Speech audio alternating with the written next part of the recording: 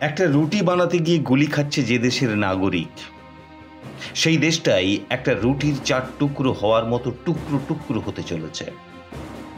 ভারতকে টুকরো করার জন্য উঠে পড়ে লেগেছিল যে দেশ, সেই দেশটাই আজ নিজের ভাঙন আটকাতে ব্যর্থ।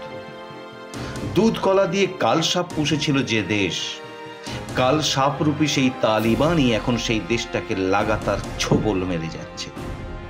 ভারতের প্রধানমন্ত্রী নরেন্দ্র মোদীকে যে দেশ তার জন্মগত শত্রু মনে করে, সেই দেশের নাগরিক সেই মোদীকেই তাদের প্রধানমন্ত্রী হিসেবে পেতে চাইছে। चाहिए कोई भी नहीं, जनरल मुशर्रफ भी नहीं चाहिए, हमें सिर्फ प्राइम मिनिस्टर मोदी चाहिए जो इस मुल्क के टेढ़ों को सीधा करे। জানেন কি সেই দেশের নাম? হ্যাঁ, ঠিকই ধরেছেন, সেই দেশ পাকিস্তান।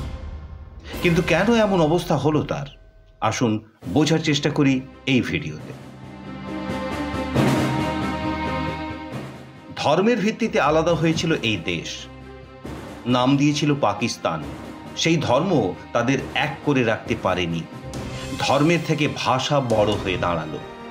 পূর্ব পাকিস্তান আলাদা হয়ে গেল অনেক আগেই, আজ যার নাম বাংলাদেশ। সেই ভাষার ভিত্তিতে আরও একটি প্রদেশ আলাদা হতে চলেছে, যার নাম বালুচিস্তান, যার আগে নাম ছিল কালাট প্রদেশ। ভাষা বেলুচ। বাংলাদেশ স্বাধীন হওয়ার আগে থেকে বেলুচিস্তানে স্বাধীনতার আন্দোলন শুরু হয়, এখনো তা অব্যাহত। বেলুচিস্তানের অবস্থান ইরানের মালভূমির দক্ষিণ পূর্বাংশে। এই অঞ্চলটি কিরমানের মালভূমি এবং বাসগিরদের পার্বত্য অঞ্চল থেকে সিন্ধু এবং পাঞ্জাবের দক্ষিণ সীমানা পর্যন্ত বিস্তৃত। এখানকার প্রধান অধিবাসী বেলুচ, এদের ভাষাও বেলুচ। আয়তনে বর্তমান পাকিস্তানের প্রায় অর্ধেক। বেলুচরা চায় বাংলাদেশকে ভারত যেভাবে সাহায্য করেছিল ঠিক সেইভাবেই ভারত তাদের সাহায্য করুক। ইরান এবং আফগানিস্তানের সাহায্য চেয়ে এতদিন তারা পায়নি। বর্তমানে তালিবান পাকিস্তানকে যেভাবে ঠাটিয়ে চর কষাচ্ছে, তাতে বালুচরা একটা বড় সুযোগ দেখছে। এদিকে পাকিস্তানে আবারও মাথাচাড়া দিয়ে উঠেছে পৃথক সিন্ধু প্রদেশ গঠনের দাবি। সিন্ধু প্রদেশে হিন্দুদের ওপর অত্যাচারের মধ্যে এ দাবি জোরালো হয়ে উঠেছে। সিন্ধু প্রদেশের সমর্থকরা শিগগিরই বিশাল সমাবেশের আয়োজন করতে চলেছে। তাদের মতে এখানে বসবাসকারী হিন্দুদের অধিকার দিতে পারবে একমাত্র পৃথক সিন্ধু দেশ। তাই পাকিস্তানের ভেঙে যাওয়াটা অত্যন্ত জরুরি। গত বছরও সিন্ধু দেশের দাবিতে বিশাল সমাবেশ হয়েছে। সমাবেশের নেতারা সিন্ধু দেশ গঠনে ভারতের প্রধানমন্ত্রী নরেন্দ্র মোদী, যুক্তরাষ্ট্রের প্রেসিডেন্ট জো বাইডেন সহ বিশ্বের তাবড় নেতাদের এগিয়ে আসার আহ্বান জানিয়েছিলেন।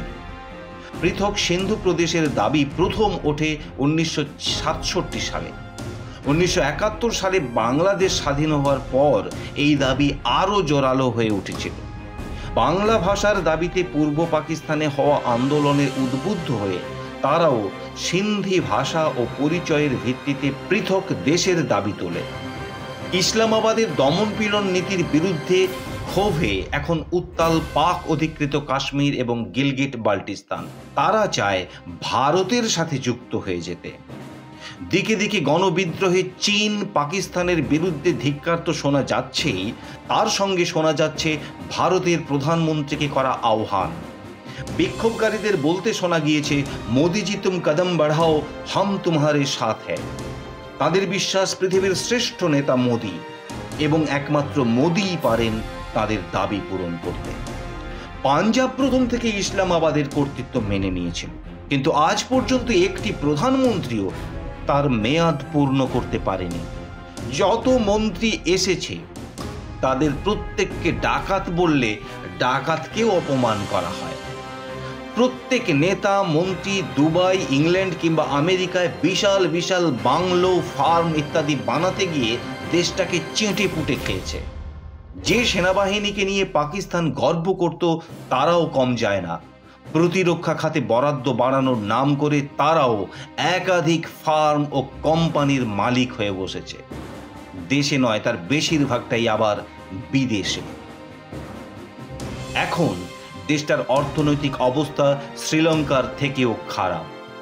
নিত্য প্রয়োজনীয় দ্রব্য আকাশ ছোঁয়া, খাদ্যের জন্য চলছে গুলি। তাই IMF লোন দিতে অস্বীকার করছে।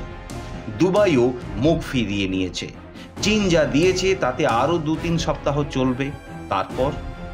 তাই পাঞ্জাব প্রদেশের নাগরিক এবার প্রধানমন্ত্রী হিসেবে চাইছে মোদিকে।